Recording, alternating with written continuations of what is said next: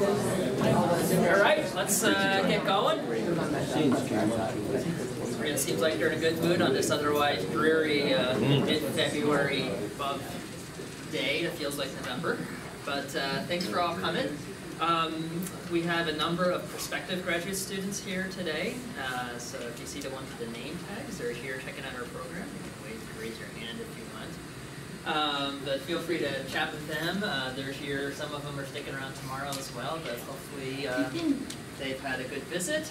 And thanks for all of you for coming out today. So today we thought we'd do something a little different, something we did last year, but more importantly, it wasn't that long earlier this semester that the graduate students also in their department seminar did a quick set of student presentations, and we couldn't just let that go as faculty. We had to one-up them somewhere. So when we had this open colloquium spot, and it's very fortuitous that it overlapped with the prospective student visits, we thought it'd be a great time to kind of revive our parade of faculty and see how well we can do. We have 5 of our faculty have agreed to present, and I'm just going to be MC and kick people off stage when they go too long, which they invariably will. Keep on your feet. The order is random, so speakers you'll show up when you show up. And first up, based on the slide that it's showing, is going to be John Martin, whose title is Some Topics of Interest in Synoptic and Meteorology. Thanks, Andrew. I have to use the manual slide advancer, is that right? Yeah, okay. Remote just died. Sorry. Okay, thanks, Ankur. This is presented in anticipation of seeing a bunch of prospective graduate students, just to give you a quick flavor of what's going on in my research group. When I say my research group, I mean mine, Michael Morgan's, and Greg Tripoli's, because we all talk all the time upstairs on the 14th floor. So there's only 2 ideas in this short presentation. There are a bunch of other ones that will go unmentioned. One of them will be, I think, highlighted in Michael's because we have a pending proposal. So I want to just start by showing you something interesting. So here's a wind vector, and it's acting on this air parcel. And after a period of time, that wind vector changes to this. So that means that there's an acceleration in that short increment of time, right? And it's that acceleration right there. And it's obvious that one can partition that acceleration into a component along the original wind direction. That will affect the speed only of the original wind, and a component perpendicular to that original wind, which will only change the direction. The sum of these 2 accelerations gives you the total acceleration and the resultant wind. That's interesting, but very simple. But don't forget that in the frictionless equation of motion, the vertical cross product of the acceleration vector renders the ageostrophic wind. So it seems like you can get 2 components to the ageostrophic wind related to the direction of a given wind vector. And so here I'm looking at the rate of change of the direction acceleration, taking the vertical cross product of that, will give me the ageostrophic wind that has something to do with direction change in the flow. And that vector itself will be oriented along the original wind vector. And then the component of the acceleration that will lengthen the original wind vector and thereby change its speed will render an ageostrophic wind that is related to speed changes. And that vector will be perpendicular to the original wind speed. So I had this notion, why not split the ageostrophic wind field into a piece along and across the wind vector? And then calculate separately the divergences of these components of the ageostrophic wind, vertically integrate them, and use the O'Brien method to make sure everything works okay, and see what kind of distribution of vertical motion you get in the mid-latitudes that is the most fundamental partition of the vertical motion possible, because it only relates to speed and direction changes as accelerations. So here's the vertical motion field at 500 millibars from the so-called bomb cyclone, ridiculous hyperbole around this thing, on the 4th of January 2018. And these are only the ascending motions in green every microbar per second. Big bullseye near the triple point, and another one kind of near the region of low pressure. But it looks a little mangled. Here's what you get when you integrate the total divergence field from the ground up to 100 millibars. Looks very similar, same contour interval. It looks quite similar. Okay, it's reasonably similar. You got a bullseye near the triple point, another one near the low. And now you can split that total divergent omega into a piece that responds apparently to the ageostrophic wind related to the directional change of the wind, and that gives you this component of ascent on the periphery of the total cloud field. And something's going on here in the occluded quadrant and at the triple point that produces subsidence when one considers just this piece of the ageostrophic wind, that associated with direction changes. And then here is the speed change ageostrophic wind integrated in the vertical. Look at that, bullseye near the triple point and a bullseye near the cyclone center. So this is just starting to work and starting to look at cyclones and various collections of disturbances to see whether or not there's anything interesting that comes out of this partition and looking at vertical motions in a slightly different way. Here's another example. Wind speed maxima at 500 millibars. The red lines are isotropes every 2 degrees, geopotential height in blue at 500. Very intense upper level frontal zone. Right in this region of the cross section I'm about to show you, there is strong cold advection and cyclonic shear, and that tends to produce subsidence right beneath the jet core and produces an upper level front. Here's the cross section. Gray lines are isotropes, 1, 2, 3 up to 5 PVU in blue, and then isotax in red. So there's 2 jets. We only saw the one at around 500 millibars was the underlying portion of the polar jet, but there's a subtropical jet in this cross section as well. Here's the total model vertical motion at this time. Subsidence beneath the jet core is encouraging upper frontal development by tilting the isotropes. Here is the divergent omega, same contour interval. Looks almost the same, doesn't it? And here is the omega associated with direction change of in the ageostrophic wind, broader, not so well connected to the upper jet structure. And here is the speed portion of it, a narrow tongue of extraordinary subsidence right under the jet that's doing all the upper frontogenesis. So there's something worth squeezing here to try and figure out what's going on in this rather fundamental partition of the total omega field. Without reference to quasi-geostrophic dynamics, semi-geostrophic, this is right from the primitive equations. So there's something interesting here. But since it's research, I may be way off, but I think there's something cool. So that's the end of that problem. Oh, sorry, I went the wrong way. The other problem I want to talk to you about for just 2 minutes is looking at isotax at 300 millibars. One gets the impression that there's more than one jet stream in the northern hemisphere. This is a surprising insight to some people who look at zonal mean zonal winds. But every day the atmosphere presents itself with more than one jet streak in the northern hemisphere and more than one general jet structure. Sorry, let me just remind you, I'm looking at a cross-section here off the coast of North America through what I think is a polar jet and through what I think is a subtropical jet. And it sure enough looks like there's separate jet core maxima, and the subtropical jet seems to reside from 340 to 355 Kelvin, and the polar jet from 315 to 330 if you take a long-term, actually cold season average. This is a little bit too far out from the cold season, but nonetheless. And those jet cores are right about at the 2 PVU isotel. And if you look at this in the horizontal, here's the isotax averaged in the 340 to 355 Kelvin layer with the 2 PVU isotel, line of constant PV, in that same isotropic layer. And you find that the isotel is just about the spine of the jet, all the way around the hemisphere. And if you figure out what the area is enclosed in this blue line, and then imagine a polar cap that encloses the same area, take the ratio of the length of this blue line to the circumference of that polar cap, you get this ratio known as the sinuosity. How sinuous is the flow? It's 1.622 for this scene. And here's the polar jet, and one does the same thing. This is the 2 PVU isotel in the 315 to 330 Kelvin layer. This isotac is actually the lower tropospheric manifestation of the subtropical jet. I can't go backwards, how come? Well, there it can. See, look at this. Uh-oh. It's in the same place. Okay, anyway, so this one has a much higher sinuosity. You can see just by looking at it. If you take the December, January, February average over the last 66 years from the NCEP reanalysis, since about 1966, the polar jet waviness and the subtropical jet waviness are increasing, and these trends are significant at the 99.9% significance level. So what's going on here? I don't know yet, but this is a really interesting problem, and lots of people are wondering, is there anything happening to the jet? But I think they're looking at it the wrong way. They're looking at it at 500 millibars. You have to go to the tropopause and look at it from PV. When you do, there's a trend. So anyway, those are a couple of things we're working on. We have to understand how this fits in to other data sets, especially with respect to where the cold air is in the hemisphere and so on during the same months. It's going to be a lot of interesting problems. So that's all I have. And I came in under 10 minutes. Yeah. I have time for a quick question if there's one.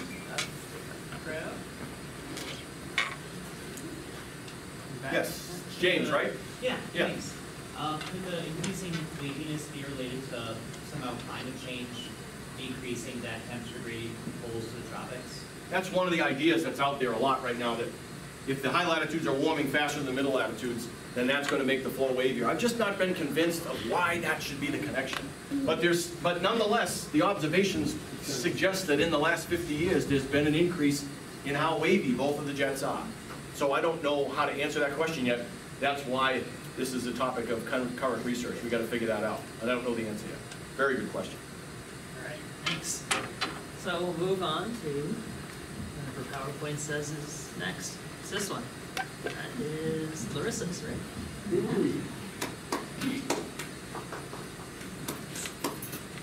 I'm getting clapping already. Haven't even heard what I have to say. Let's move down to tropics and Professor Larissa Back. Hi, so I'm going to talk a little bit about this field campaign, which is kind of in the process of being approved, hopefully. At this point, it's called the Organization of Tropical Eastern Pacific Convection, or the OTREC Field Campaign. And it's going to take place, this is North America here, this is South America, and kind of this part of the intertropical convergence zone and regions surrounding there. So we are hoping to fly this aircraft, the NSF NCAR Hyper Gulfstream 5, out of Costa Rica and sample some regions here and in the Caribbean.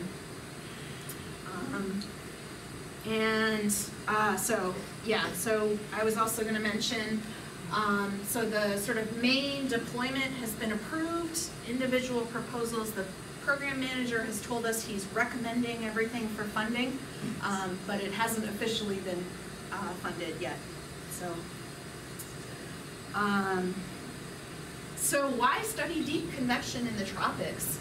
So as you probably know, if you look at a map of rainfall, the tropics jump out at you. These are the intertropical convergence zones. And deep convection is the process that leads to most of this rainfall in the tropics and mixes throughout the whole troposphere, the whole layer in which weather happens. And it has big impacts on large scales, both in the mid-latitudes, but particularly in the tropics. Convection influences things on large scales. You know also that tropical convection influences mid-latitude weather. This is a diagram of El Nino. So you know that depending on what's going on in the equatorial Pacific, that changes our weather patterns in the mid-latitudes. So in order to improve predictions on kind of longer time scales, so a couple month kind of time scales in the mid-latitudes, we need to do a good job of simulating what's going on in the tropics. There are also a lot of uncertainties in how these rainfall bands are going to change with climate change. And a lot of those have to do with process level uncertainties about how convection works. And so going to the tropics to study those is natural. And this illustrates that there are variations in outgoing long-wave radiation that influence the climate system in the tropics as well. So one of the major features, this is related to what John Martin just talked about, has to do with vertical motion profiles. So there's variability in the tropics between kind of the classic regions that we've sampled and understand better, where vertical motion peaks higher in the atmosphere. This is the negative omega that's shown here. Other regions, we see these more bottom-heavy profiles, and as I'll show you, we actually haven't sampled this kind of region in the past in field campaign data.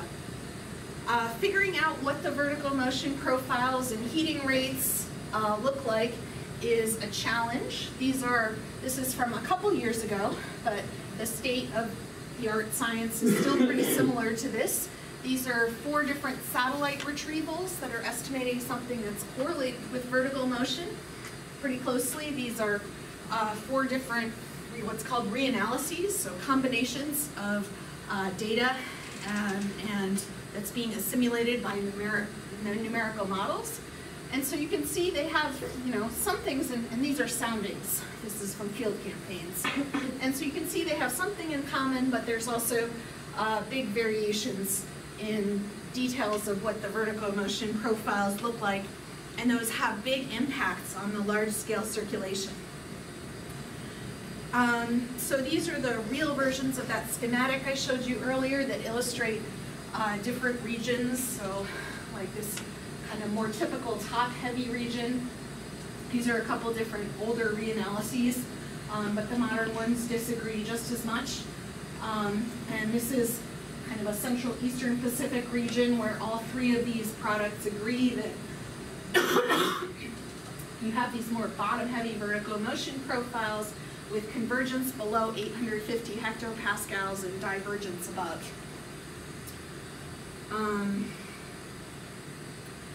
So these are this is an illustration of where we're going to fly in this field campaign. Actually 3 regions, a region in the Caribbean and 2 regions in the Pacific. This is the Northern Hemisphere, and this is this is North America, and this is South America right here. And Zach Hansen made this figure, so I'm thanking him. And this uses a principal component analysis to look at just the first 2 modes of vertical motion variability, for those of you that are familiar with principal component analysis, and look at how top-heavy the vertical motion profile is, by which I mean how much it looks like these blue profiles versus these red profiles. So there are these variations from more blue profiles to more red profiles. And then you can think of just stretching, these being stretched in different places, but this color scale is telling you about the shape of the vertical motion profile, the relative importance of the lower troposphere versus the upper troposphere. And this is showing a geographic map of what those shapes of vertical motion profiles look like. And so you can see we're likely, this is a climatology, we're likely to sample these gradients from more bottom-heavy profiles to more top-heavy profiles in this field campaign.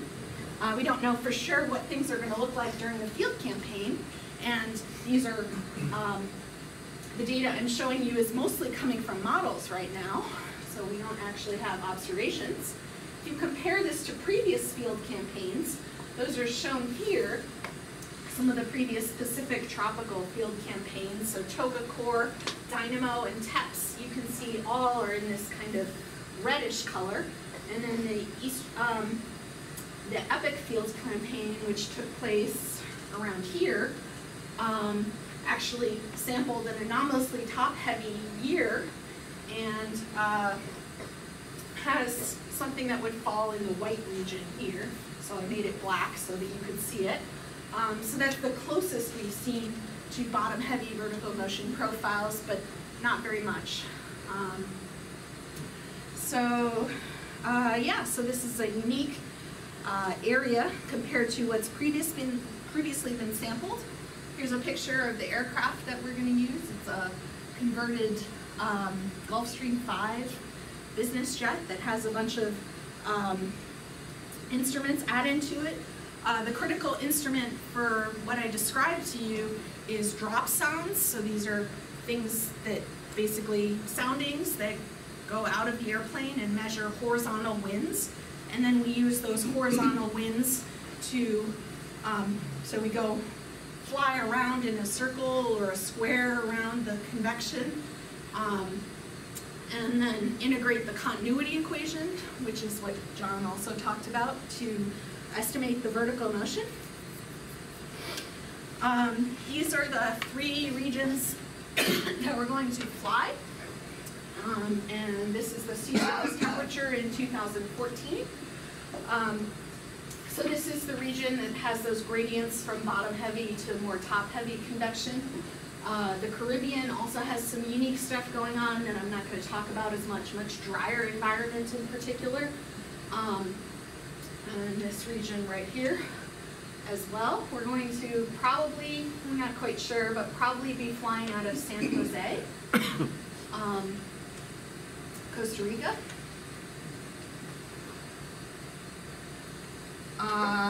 And we'll have sounding stations at some of those other places as well. So why you can ask why you have these bottom-heavy vertical motion profiles.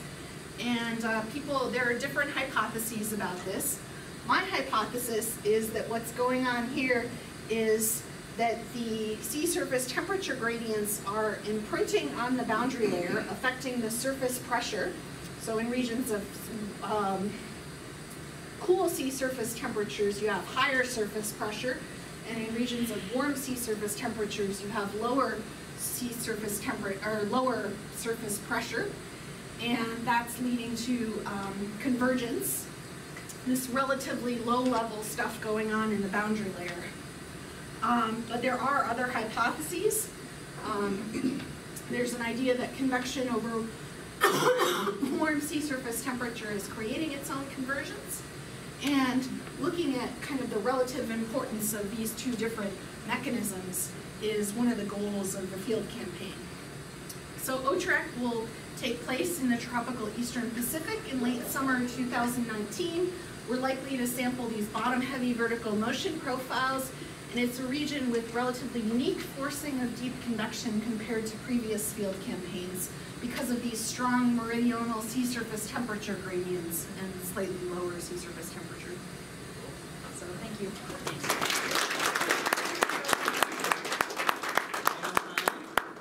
Quick question? Yeah.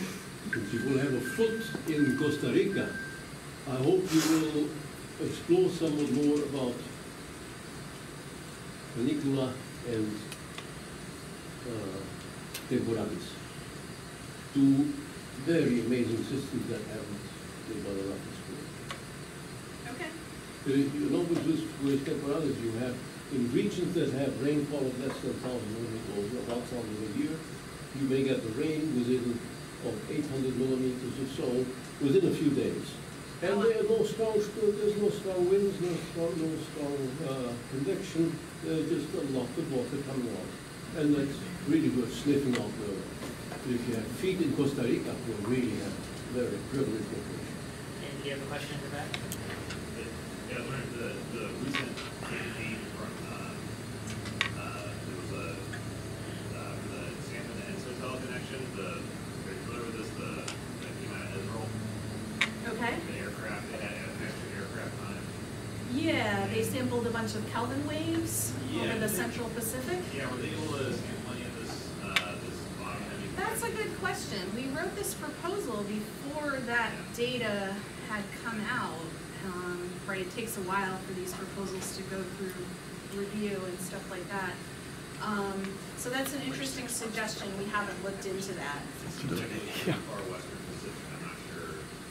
Yeah. It's sort of the same region where you were finding the Thanks. My interest before boundary layer was involved. Good stuff. All right, so looks like Professor Michael Morgan is up next, and title here on predictability. Yeah, thank you. Thanks, Ankur. And I'm going to actually share part of my time with Brett Hoover in discussing some of the interesting work that we're doing as part of our research endeavors. Analysis, diagnosis, prediction, and predictability of weather systems. And part of that diagnosis is also looking at the dynamics, fundamental dynamics. And this is work I'm doing in a group with also with Brett Hoover, CIMSS and SSEC, and my colleague Jonathan Martin. And so, first of all, I mean, for me, research is about the science we do, but it's also about the people that I'm working with. And I would acknowledge, you know, the students that I work with, Alex Goldstein, Craig Oswald, Zoe Brooks-Zipton, and Jill Zhang, as well as Dr. Brett Hoover, who will say a few words in a few moments, and also do a lot of collaborative work with Professors Martin, Beaumont, and Tripoli, the three of us, particularly John, Greg, and I, as well as Brett that works between throughout the building. We really do a lot of work with looking at weather systems in a variety of different perspectives, and I think it's one of the strengths of our program overall. So what do we do? The research that I'm primarily concerned with concerns the dynamics of weather systems, both predictability, the prediction of weather systems, both mid-latitude and tropical weather systems, I would say on time scales of about a day to several weeks. And our work broadly addresses the fundamental questions about how sensitive are numerical weather prediction forecast of weather systems to changes in the initial state. And so this allows us to explore the fundamental dynamics of the weather systems that we're looking at, whether they're tropical cyclones, mid-latitude weather systems, We also have the possibility, if they're nearly balanced phenomena, to even look at mesoscale convective complexes, but really long-lived, relatively long-lived weather systems. But also, beyond just the fundamental dynamics, questions related to what's the data necessary to reduce the uncertainties in the forecast. We use a number of tools, analyses and reanalyses, observations, particularly satellite data, we've worked with Brett, numerical weather prediction models and their adjoints. We'll talk a little bit about that in a second. Using the WRF and the NASA GEOS-5 model primarily. We use linear inverse models. These are, or LIMS, they're empirical, low-dimensional models that allow us to understand and capture some of the fundamental dynamics of processes that are going on in the model, in the atmosphere rather, on very long timescales, and they've shown to have a predictive capacity that exceeds that of dynamical models on timescales of 2 or 3 weeks out. So that's kind of an exciting area of work. But we also do a lot of pencil to paper type work with analytical models, analytical solutions, and simple models. So what's an adjoint model? One of the big tools that I and the research group are heavily involved in. Everyone's familiar with sort of a nonlinear forecast model. You have an input, you have an output. And suppose you run that model forecast forward in time and you ask a question, maybe we're expecting snow here, unfortunately, sometime later this week, Thursday. You might be interested in understanding the intensity of the cyclone that's going to go by us and produce that snowfall. So this is, X represents the input state of the model, U, V, temperature, all the fundamental variables for the model. Here's the output state. And we might look at some derived quantity that comes from the output state that might be the sea level pressure for the cyclone. We may ask the question, how sensitive is the intensity of this cyclone to changes in the initial state? And what an adjoint model allows us to do, it takes information about the gradient of this so-called response function R, integrates it backward in time to give us sensitivities to the initial state. And so that allows us then to, again, identify those initial conditions to which the response function R is most sensitive. If we tweak them a little bit, how will that lead to a more intense cyclone? But also allows us to calculate initial condition perturbations that will have a particular change in R. So if we're interested in either generating an ensemble forecast or just understanding fundamentally what are the dynamical processes that lead to an intensification or a weakening of the storm, we can actually explore that. What do they tell us? Again, just to give you a sense, we saw this flow chart before, but imagine we put an initial perturbation to our initial state. We run it through the nonlinear forecast model. That's going to likely result in a perturbation to the output state. And we have a change in our response function manifested by response function as a function of the final state, but now we've perturbed it. And so we can look at the differences between the calculation of our response function through the perturbed nonlinear forecast and our control forecast. And it turns out that the inner product of our initial condition perturbation and our initial sensitivity that we get from the adjoint model allows us to estimate this particular change. And that really shows the strength of this tool, that we don't have to make lots of small different, run the model multiple times to understand the effects of particular changes. We can actually estimate it through this inner product, assuming the forecast model is assuming the dynamics of what we're looking at, the phenomenon we're looking at, is fairly linear. So a number of projects in this area. Alice Goldstein's looking at issues related to the predictability of explosive cyclogenesis. Greg Oswald's looking at the sensitivity of mid-latitude cyclogenesis to small changes in the initial state. Zoe Brooks-Zipton and Mr. Hitt are looking at sensitivity of tropical cyclone intensity change. We're also looking at just fundamentally interpreting these adjoint sensitivity gradients. Brett, in his work in CIMSS, is looking at observational impact and sensitivity to observations. And we have an ongoing proposal with Dan Beaumont looking at the predictability of persistent flow anomalies related to blocking. Here's just an example of some of the output we get from taking an initial condition of the WRF model and perturbing it using these adjoint sensitivities. This is Hurricane Irma from 2017. And what we were interested in doing at 24 hours into the forecast is changing the sea level pressure integrated over box at 24 hours at this time, a 6 degree by 6 degree box, changing sea level pressure by roughly about 0.69 hectopascal per grid point within that box. So the white contours here are the control forecast, thin contours are the perturbed forecast. The shaded indicates decrease in sea level pressure in blue and green, and then if it's intensified, it's in yellow. We were trying to intensify this cyclone, and you can see we did a pretty good job at the 24-hour mark, and that sort of sticks on. We intended to change it, average over the box, by about 40,000 hectopascals for grid point. Our linear estimate, that delta R, was about 40,000, and the observed change we got by making that perturbation, even though this is a nonlinear, highly nonlinear system, was of over 75% of what we expected to get, we were able to achieve. So what are some possible opportunities working? As John mentioned, we have an NSF proposal that's funded, that we hope will be funded to look at the diagnosis of sensitivity of these so-called type B cyclones to the structure and evolution of their upper tropospheric precursors. Asking questions about how the structure of that upper wave, the shear and curvature vorticity, influence the evolution of the cyclone life cycle. Looking at issues related to the geopotential height falls of the developing cyclone. It's a really interesting work. This involves numerical weather prediction, diagnosing model output, programming and scripting. Another opportunity, perhaps with the existing NOAA grant we have, to look at blocking through these linear inverse models, really identifying some of the physical processes responsible for predictability of extreme low frequency phenomena, not just blocking, but other phenomena. That's another opportunity, and that's numerical weather prediction, statistics, programming, and scripting. Now I want to turn this over to Brett for just a couple more slides to talk a little bit about some other potential opportunities. Michael, I'll let you 2 minutes. Okay. Fantastic. I have 3 slides. This will be quick. So thanks, everybody. I am a scientist at SSCC downstairs, but I work with Michael and John a lot, and I'm interested in NWP, but I'm also interested in a lot of the stuff that happens on the front end with the assimilation of observations. Also, I'm trying to get interested in some stuff on the back end, some of the societal impacts of extreme weather. One example I can think of is utility service outages. You could refer to this as a weather-related so-called catastrophe loss, right? So, and this is a problem that's become a much larger problem in more recent years. 2 questions: can we predict these outages using some combination of weather modeling and what you might call big data or machine learning? And then can we use that prediction to learn something about weather's impact on society? So this is an idea that we have where we're going to propose for, and it uses some skills that we don't necessarily currently have in the lab, so we might be looking for people. Here's a very cartoony way of looking at how this might work. You could start with a high resolution weather prediction forecast, and then apply some machine learning techniques to determine exactly what kind of weather threat you happen to be in, because different kinds of weather threats are going to impact the utility services in different ways. Combine that information with some geographic information system distributed data, some inhomogeneous data, let's say the land use in a particular service territory, some of the infrastructure data. You could use economic data, and anything else you could get your hands on. Apply that with other machine learning techniques to eventually get some sort of outage prediction.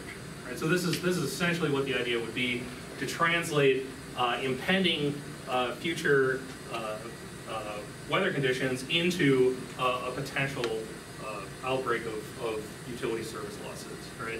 So what we'd like to use this for is to answer 2 questions. One is, what are our current outage vulnerabilities that exist? And this could have to do with the existing infrastructure that may need to be improved, as well as specifically what kind of weather phenomena are most responsible for driving the outages. And then maybe looking forward, what could be our vulnerabilities in the future? And this could have to do with implications from climate change. And there are some recent high-resolution regional climate forecasts that could be of use to answer that question. So this is just one example of something that we're thinking about. Thank you.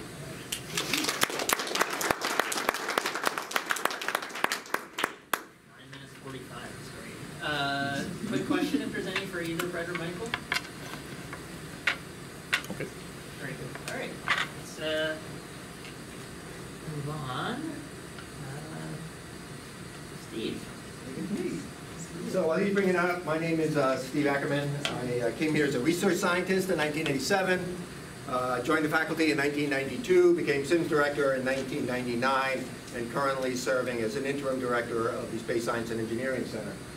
And I'm going to focus here on just giving you a snapshot of the research that's conducted here at the Cooperative Institute for Meteorological Satellite Studies, or what we call CIMSS. What is CIMSS? This is a Venn diagram that I like to show from the perspective of CIMSS. That's why the AOS circle is smaller than CIMSS. If it was from faculty point of view, that circle would be a lot bigger. Cooperative Institute for Meteorological Satellite Studies is actually sitting within the Space Science and Engineering Center, which occupies maybe about half of this building, roughly. Space Science and Engineering Center is a research center within the Office of the Vice Chancellor for Research and Graduate Education. It's a cooperative institute with NOAA, so we have 6 NOAA employees that are stationed here that we consider part of CIMSS and part of SSCC, although they actually, of course, report to NOAA, totally different reporting line. And then, of course, within the same building and collaborating with CIMSS and ASPB stands for the NOAA, the 2 NOAA groups here. is the Department of Atmospheric and Oceanic Sciences, and they, of course, report to the College of Letters and Sciences. So there's 3 different reporting lines in here. The CIMSS director is an AOS faculty. A lot of the NOAA scientists that are also considered part of CIMSS SSCC also are adjuncts within AOS as well. So this is sort of the picture of how we are overlapping and work collaboratively together. So what is CIMSS? Before I tell you a little bit about CIMSS, I want to get some history in here in case you don't know this. University of Wisconsin is known as the birthplace of weather satellites, or as I like to fondly say, the Mecca of satellite meteorology, because it all began here with Vern Sumi, who was an AOS faculty and the first director of SSCC. He is known as the father of satellite meteorology, because he was the first one to have a successful mission, a satellite mission that looked back at Earth and made measurements of the Earth. So, very historic place, and if you go out and deal with satellites internationally, they'll know you. They'll know this place. They may not know you, but they'll know Wisconsin and where it came from. So CIMSS, let's talk a little bit about CIMSS and what we do. We have kind of 3 objectives. We foster collaboration with research between the UW scientists and NOAA and NASA. We serve as a center of excellence with regard to remote sensing, particularly with remote sensing to Earth. And we simulate the training of scientists and engineers in a variety of different ways. So that's sort of our 3 mission statement. We are comprised of about 140 people, and we have about a $12 million research funding. It's all project funding, all grants. So you can imagine with 90 different projects, we do a lot of different research. So obviously I'm not going to talk about all 90 of those projects, but I want to give you a flavor of the type of thing that we do by using what I fondly call the infinite loop of data in terms of the type of activities. And since it's an infinite loop, I can begin anywhere, but I'm going to begin on my favorite thing, the data. So we bring in a lot of data. This is an example of some aircraft data, actually, that we're bringing in. This is from Dave Tobin. It's hyperspectral infrared observations. These are not noise. These are actually pieces of information. We convert that into information about the atmosphere.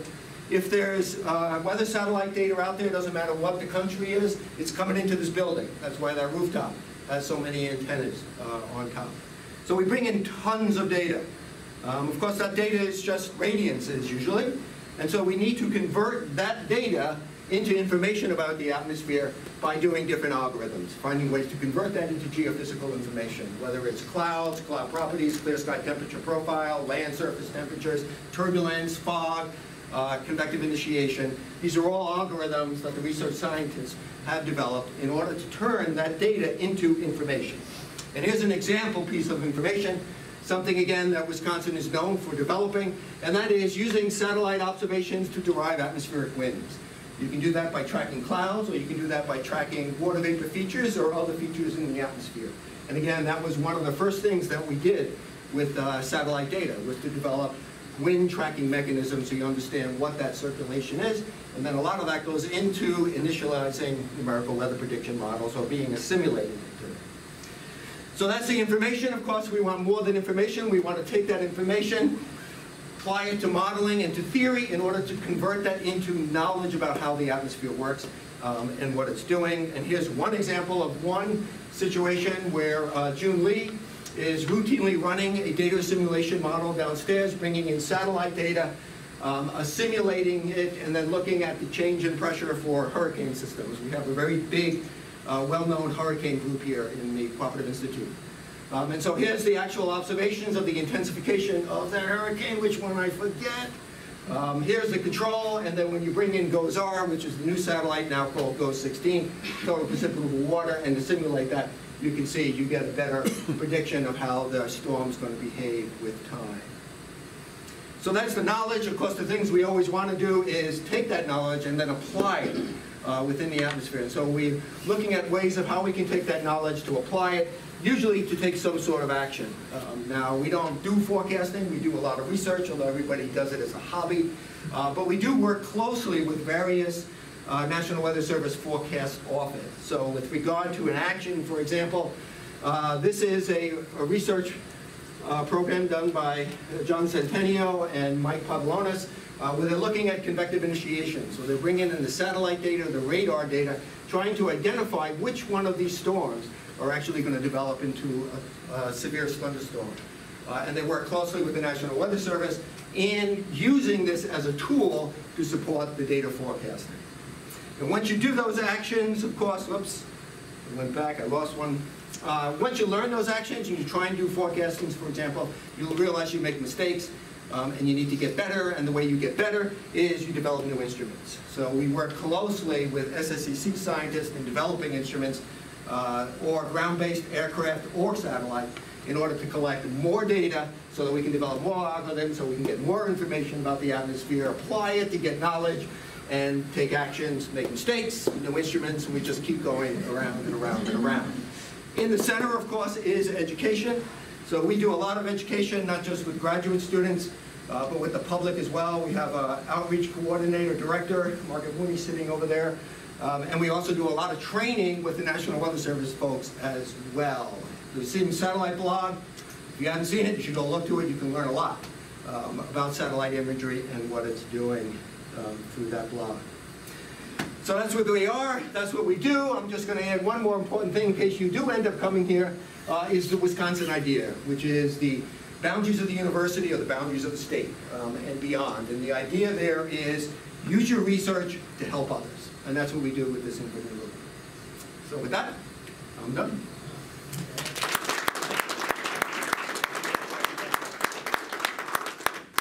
Breaking out of the infinite loop, at least. Yeah, it's kind of hard. It's kind of like one of my Fortran loops. You know what Fortran is. Any questions here?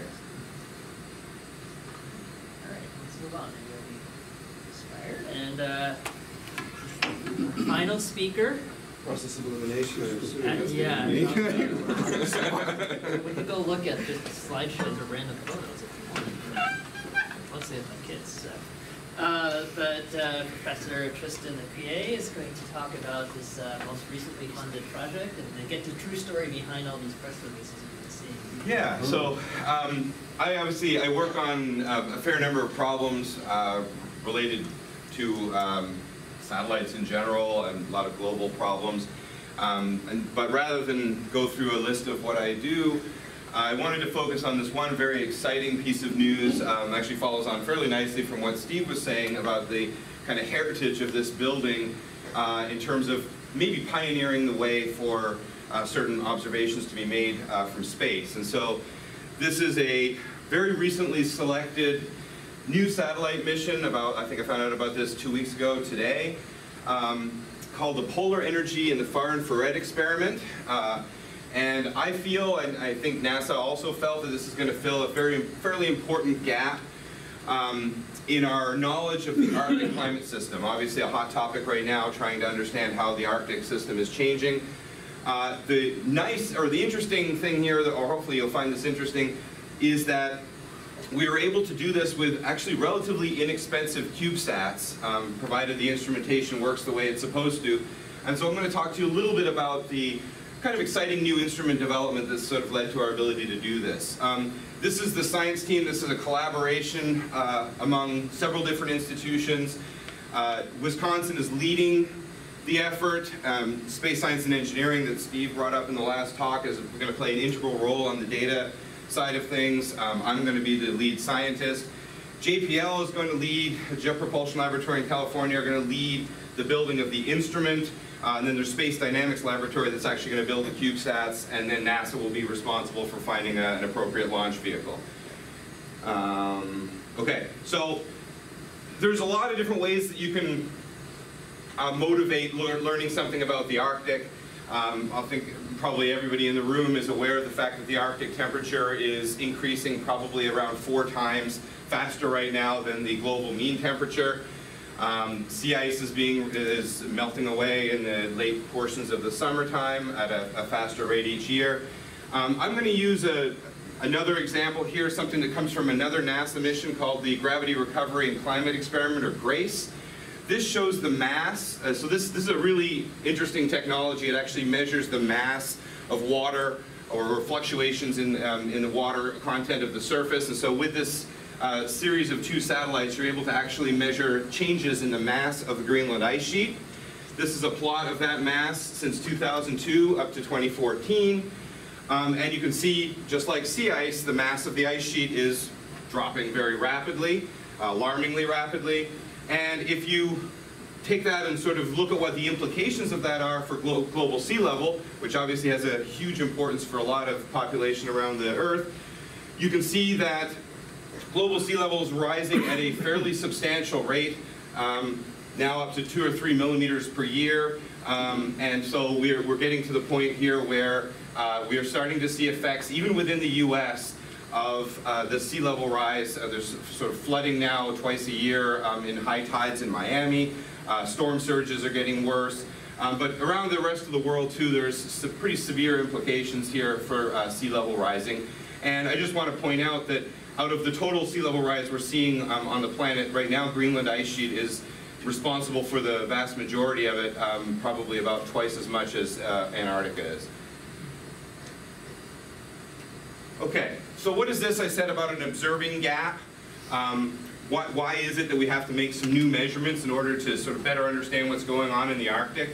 Well, basically a lot of it comes back to really basic knowledge of what the emission spectra are of black bodies. And so this is the famous kind of Planck curves for two black bodies.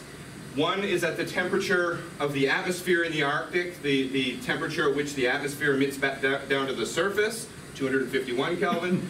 The other is the average temperature at which the Arctic emits back to space, or 242 Kelvin. The one thing you should notice right away about these two curves is that a large fraction of this energy occurs at fairly long wavelengths, up to 50 microns. In fact, there's still energy being emitted well beyond 50 microns. On this graph, I put a black dashed line right at 15 microns. The reason I did that is because if you look at the current observing systems that we have up in space, these are the state-of-the-art instruments that we have in space for measuring the spectral variation of radiance at the top of the atmosphere. Every one of them basically stops at 15 microns. We've never measured the energy systematically, at least the spectrally resolved energy, past 15 microns. Yet look at the fraction of energy in the Arctic. This is the top of the atmosphere, this is the surface, that resides at wavelengths greater than 15 microns. So this is obviously 60% of the energy in the Arctic is actually emitted at wavelengths that we've never really systematically measured, other than by CIRES, which just measures one big, broad, integrated measurement across the whole spectrum. So that's basically what I'm saying when I say there's an observing gap. Why is that important? It's important because there's several processes that depend very critically on how much energy there is within that spectral region. I'm going to show two examples of that very quickly. The first is kind of a local example. We basically took an ice sheet model here, which models a variety of different processes like refreezing, melting, turbulent heat fluxes over the ice sheet, percolation of water as it melts and goes down into the ice sheet, snowfall. So basically all of the processes that you would think are important for the way an ice sheet is going to evolve. And all we did was we made a small perturbation to the amount of radiation incident on that surface that's consistent with, maybe even a little bit actually smaller than, our current state of knowledge of how accurate the infrared fluxes are on the ice sheet. So we basically perturbed the model by about 10 watts per square meter and saw how things like the temperature, or the surface mass, or the melt, or the refreeze on the ice sheet actually varied. And these are basically just showing three different locations, one down in the southeast portion of the ice sheet, one on the western coast, and one up in the northern part of the ice sheet. The details are not that important. What's really important here is to see that just this 10 watt per square meter error can have a significant impact on the temperature of the ice sheet, maybe a 3 Kelvin impact on the temperature. It can have a large impact, maybe a 10 to 15% impact on the mass of the ice sheet. So this is what's critical for sea level rise, as I pointed out. And then if you break down where this comes from, you can see that various processes like refreezing and melting are all sensitive to how much downwelling energy you get from the atmosphere down to the ice sheet, and how much energy the ice sheet gives back to the atmosphere. Also, if you go to a larger scale then, and I won't go into detail on these plots either, but you can do the same thing with a climate model. Take a full climate model, give it, in this case, what we did was we actually changed the surface emissivity of the ice sheet using some laboratory simulations of what we think the spectral surface emissivity is in the far infrared. And again, what you can see is if you look at things like the temperature around the ice, the Arctic, or the sea ice fraction in the Arctic, or even the snowfall around the Arctic, you get some very significant perturbations, especially when you look into regional scales, just by changing the surface emissivity of the Arctic within kind of our current range of uncertainty. So we need to know this. We need to actually be able to measure the spectrally resolved surface emissivity throughout the Arctic. We need to be able to simulate how much energy is being exchanged between the atmosphere and the surface in the Arctic in order to predict how fast sea ice is going to melt and how fast the Greenland ice sheet is melting and even what the temperature of the Arctic is going to do. Okay, so how are we going to address that? I've just got basically 2 slides that are going to talk about this mission that we proposed that was recently selected. So what we basically did was we proposed that time-varying errors in this far infrared are partially responsible, at least partially responsible, maybe even the dominant source of uncertainty in climate models. And so we have basically put together an instrument that can be flown on a really small satellite, known as a CubeSat, that will actually, hopefully, document for the first time this far infrared spectrum in the Arctic. I think I've already said basically these details here. I want to show you the instrument. So this is what was really exciting. This is what allowed this to happen. Basically, until about 4 or 5 years ago, there was no way of measuring these far infrared fluxes in space without cooling the detector down to very cold temperatures. What really allowed this mission to happen is the fact that JPL developed this ambient temperature far infrared imager.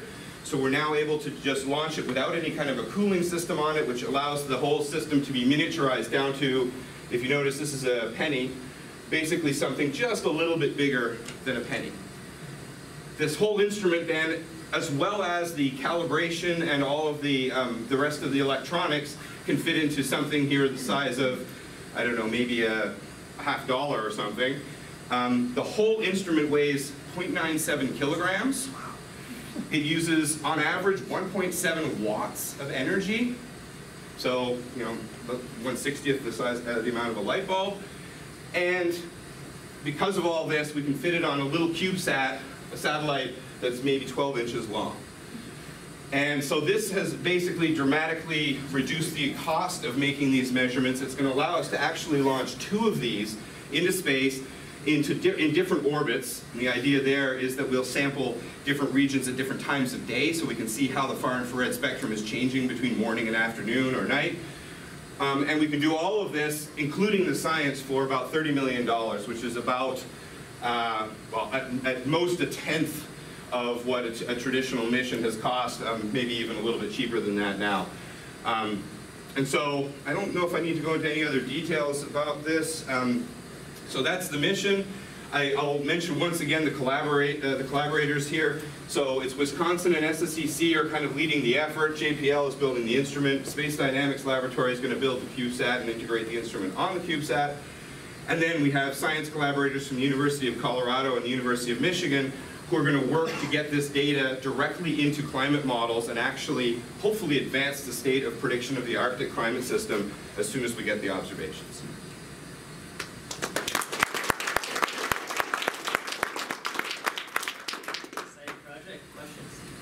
Tristan, what's the too good to be true risk here? I mean, really, you're talking about some really fantastically small devices and so on. What do you think about that? It's never been done. Okay. So the key is all of these components have been miniaturized to this level. They're in principle in the laboratory individually. They all work. These have never been integrated, never put together in this thing, in this kind of a framework, and never launched on a CubeSat before. So there's always risk when you do something for the first time. And in fact, out of the reviews of this proposal, the one major weakness we got was you haven't done it yet. Now, that's pretty good. That's how you get selected, obviously, because that's not a bad thing. But that is the risk here, that something is going to go wrong when these things are integrated together. Or, I mean, I think CubeSat technology is getting better. Originally, when the first few CubeSats were proposed, there was a risk that these things wouldn't even be controllable. You wouldn't get data down. I think now, I actually didn't talk about this, but even these little tiny CubeSats, you have attitude control, you have commanded data handling, a high data rate, power subsystem. We actually will have propulsion in this thing. We can actually adjust it while it's in orbit. I think these things are now becoming more and more reliable as time goes on. So there's still a little bit of risk here that these things are just going to go up and, we're not going to be able to communicate with it. They're going to go off and do their own thing when they get up there. But I think the biggest risk right now is integrating all of this and making sure that it actually works together the way it should. Wow, that's cool. Is there opportunity for airborne or tower mounting? Yeah, so we have two sort of validation activities planned. One is a pre-launch validation, which will do exactly what you said. Either one of those, actually, we might try to do. So we're talking a little bit with National Science Foundation and also DOE about leveraging possible planned Arctic experiments to test this out pre-launch. And then after launch, we'll be doing the same thing. We'll try to calibrate the sensors below the satellite. Yeah. When you said the long-wave emissions gap in info was the biggest uncertainty in future climate change, did you mean for the Arctic or for the whole Earth? No, for the Arctic in particular. So for the Arctic, and I didn't show this because of the interest of time, if you actually look at the spectral variation of surface emissivity, there are some very large fluctuations in the far infrared portion, but the atmosphere has to be transparent enough for those to really matter. And so in the Arctic, because it's cold and because it's dry, those surface emissivity variations actually matter. In other regions, now I think there's going to be value to this instrument for the tropics as well. This is very sensitive to very thin amounts of water vapor. And so this may be a really good instrument for measuring stratospheric water vapor and thin cirrus clouds in the tropics as well. So we're hoping, even though we proposed only to collect data in the Arctic or around the poles, we're hoping that actually the data rate here will be fast enough that we'll be able to collect data for the whole globe and maybe answer some tropical questions as well. Any questions for any of the speakers? Yeah, a quick one. Beyond instrumentation, maybe, is there any reason why all the other instruments cut out at 15? I sort of suspected in the answer, but I'm just curious. Well, I mean, I think, well, I don't know. I mean, actually, Steve, you might even have a better answer for me, but I think, the energy of photons basically falls off fairly rapidly as you go to longer wavelengths. And so the problem is, I think, to actually maintain enough sensitivity to make the measurement worthwhile, you have to cool the detector. And so that's always been a limitation. And so, yeah.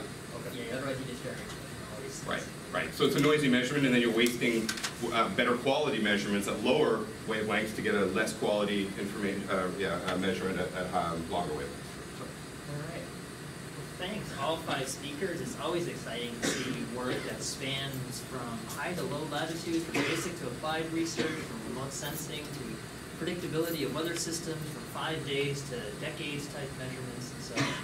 Always great, and thanks for keeping everyone. Thanks all the speakers for time, so let's give them a hand.